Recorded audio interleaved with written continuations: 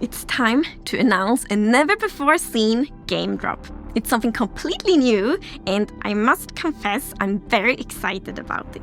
It's something that helps you build really big structures. It's something that might make you create a completely new kind of relationship with an existing mob. And it's also something that makes it extra precious to journey through the Minecraft world together with your friends. And it all starts with a rather special and possibly quite sad new block you find in the Nether. More precisely, in the Soul Sand Valleys, around these familiar, odd-looking bone structures. But if you take a closer look, you might notice something you haven't seen before. It's a bit hard to tell from behind, but if you look from the other side, you will see a sad face that you probably recognize. It's a dried ghast.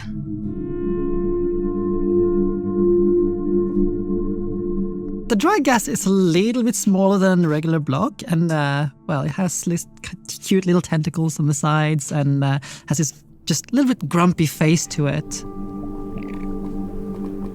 It seems very dehydrated. Then you might think that, well, let's put water on it. But there is no water in Nether. So we can bring it to somewhere where there is water. We'll pick up the block from the Nether, bring it with us from the Nether through our portal, and what better way to rehydrate a dried ghast than just put it in water? And then we wait. And wait. A little bit over time is gonna start, first it's grumpy, right? Then it gets neutral, and then it's gonna start smile more and more. Because then a ghastling is spawned. It's so cute! It's baby!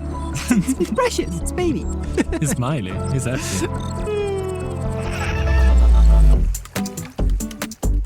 So the ghastling just floats around the overworld. I mean, it's a little balloon, basically, right? So yeah, it does what a balloon does. It floats and goes around, but it's also very curious. So it's gonna somewhat imprint over players or mobs and just follow them around a bit until it gets bored, and then it's just gonna, go and follow something else.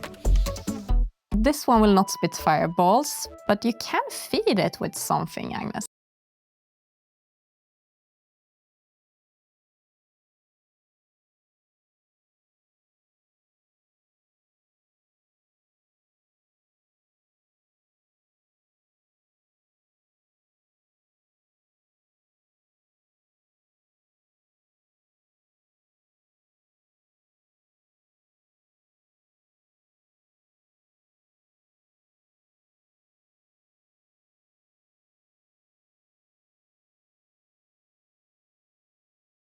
Yes. It actually is quite fond of snowballs instead, of course. I think it's so adorable. It's both hydration and cooling down. And when it grows up, it turns into yet another new thing, which is the happy ghast. Yeah, the happy ghast is friendly towards the player. It's gonna roam around, fly around. If the ghast brings you fires, the happy ghast brings you smiles. There is one more thing you can do with happy ghast. You can fly on it. Which is obviously what you long for when you see your buddy flying around in the sky. You want to go flying with it. So if you craft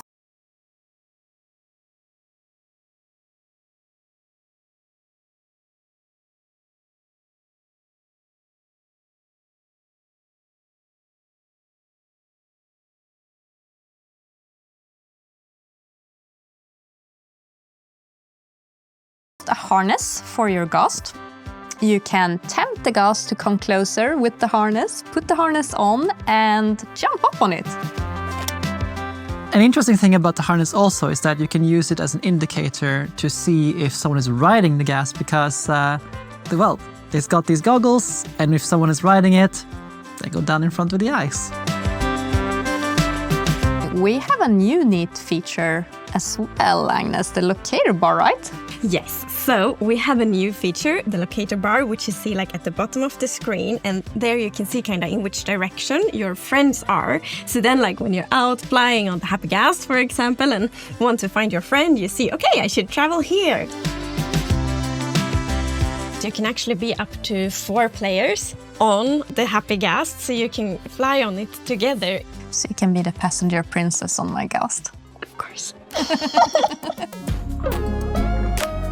I think the Happy Ghast is gonna be a great tool for our survival builders because it's a bit like being in creative mode, but in survival, right? You have this platform that allows you to position wherever you want in the sky, and then you can just dismount and build from the position you are at, which is super convenient when working on mega builds or sky bases or tall towers. Is super, super handy. What I like is the opportunity we have with all these things. We have the dried ghast with all of its decorative implications, the ghastling, which is livening up a base, which is just lovely. Then there is the Happy Ghast with all of the shenanigans you can do with the PvP, the construction, racing, and so many more things. Very soon, players will be able to try out these new features in snapshot betas and previews, and we are so excited to see all the feedback we're gonna get.